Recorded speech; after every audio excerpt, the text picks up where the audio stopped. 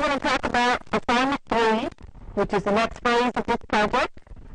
You should have your paper in front of you. You will continue to work on your floor plan, sheet A10, complete with sheet annotation and other information. You will place the following annotation on this sheet A1 with the floor plan drawing and the raw partition schedule.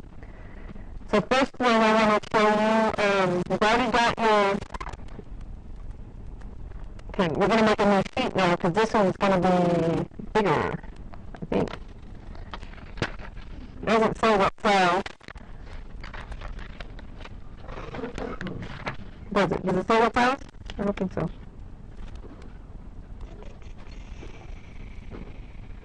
Okay. From now on, we're going to use, you're going to go back to your sheet that you just made on 11 by 17. You're going to take your floor plan off of that because you can't put it on 2 sheets at once. You're going to go over here, if you have one, you're going to get this powder black, which is, let's see how big this sheet is.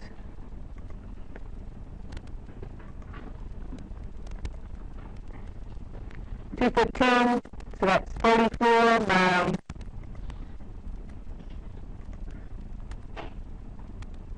22 by 34. That's a weird size. I don't like that size. But I just want to use it since it's a. Do I have that one on my sheet? Well, you can't tell because you're watching me. So, let me just see. Sorry.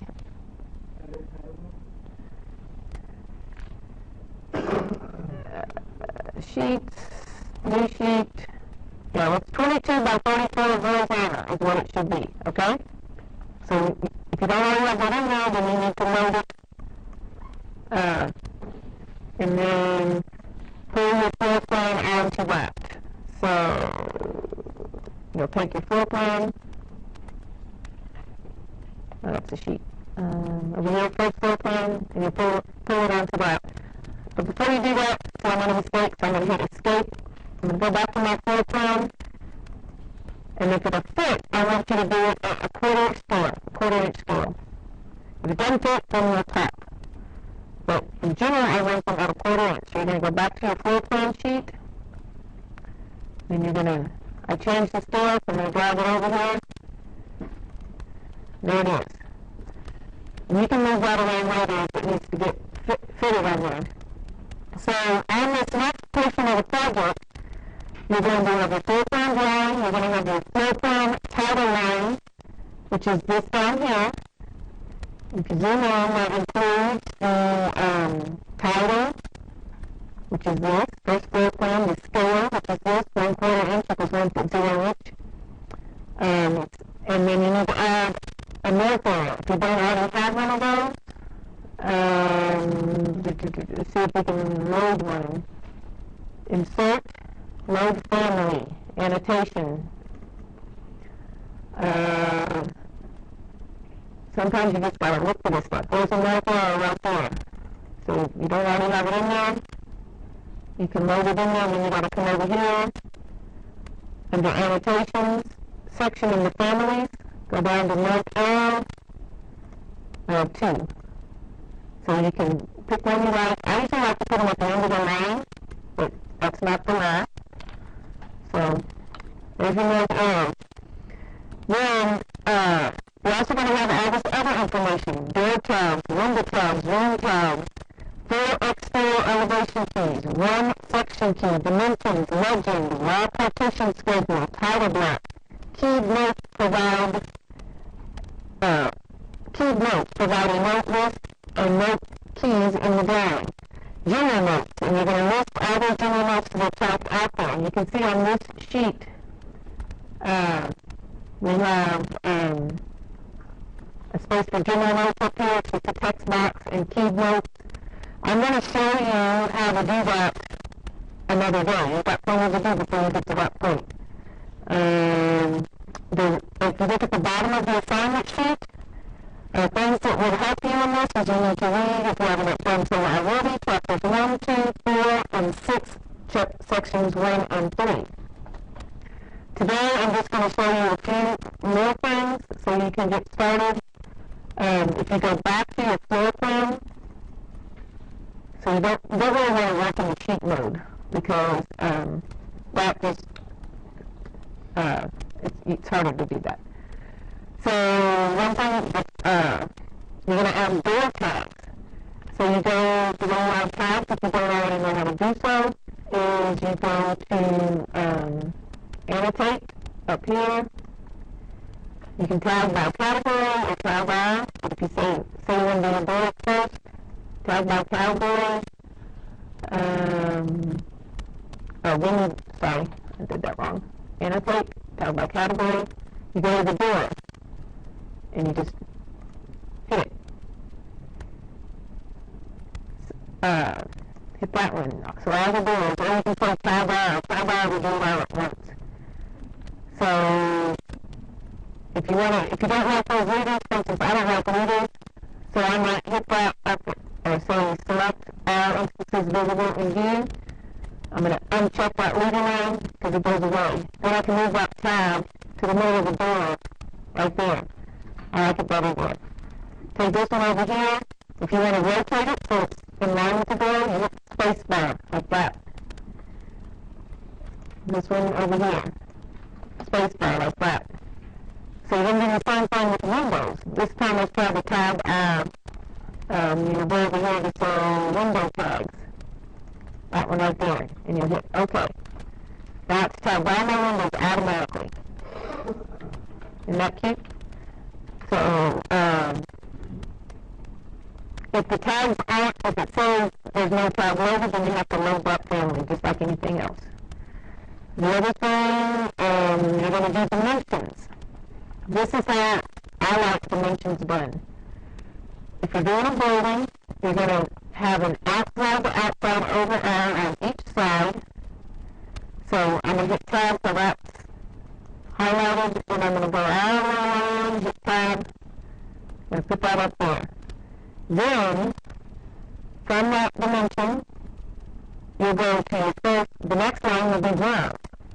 And you can either go to the center line, but in reality, if you're a contractor and you're trying to load the steel plate down to this round, you won't be able to get it on the center line, will you? You'll need an edge line, right? So, I generally like to I hit this button up here that makes the line skinnier. So I zoom in and go to one side or the other by hitting tab. Now I'm on the edge of the stud. That's the inside face of the stud. Hit that. Except I missed the outside wall. So you understand the logic in that? That way the contractor can actually line it up to the edge of something. So the outside of the line, then I'm going to go to the first line of pencil, hit one side or the other of the stub, then, actually I did something wrong, but I'll keep going. Go to the next line, that one, and then go to the outside of that.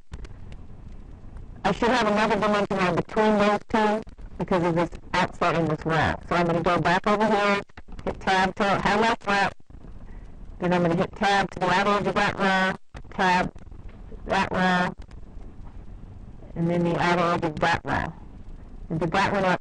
So you'll notice where it kind of stops you right where it should be, if you just let it. So there's that one. So I've got my outer wrap changes, and then I've got my inner wrap. So then after the wraps are done, then you can come, and if your windows are centered, for instance, this window right here is centered, there's no need to dimension that. The contractor can tell that window is centered. And your window information, once you get the schedule for that, will tell them how big that window is. So that's unnecessary information on this drawing.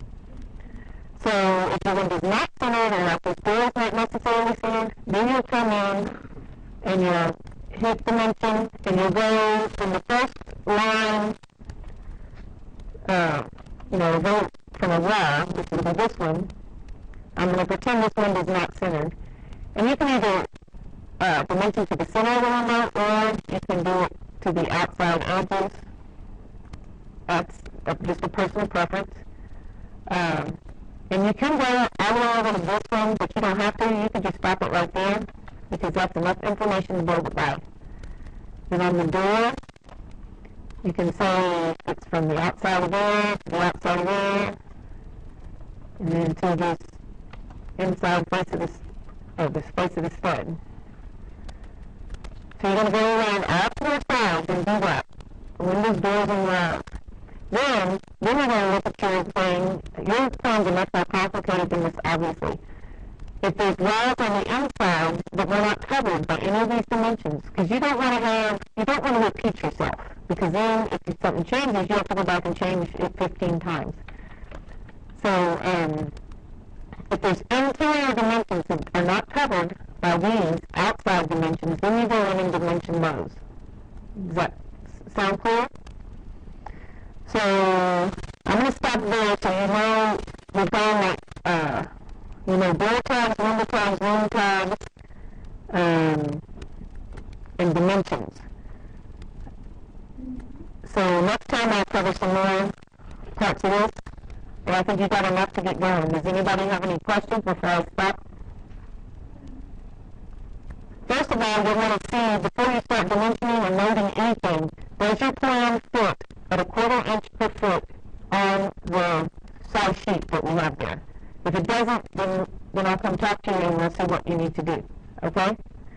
Because if you load it and do all of this stuff before you set the scale, it's going to mess it all up the way it looks at the end. Okay? So figure out your scale of your drawing first. My first choice is 1/4 inch. You need to see if it fits on that sheet. If it doesn't, then we'll talk. Okay?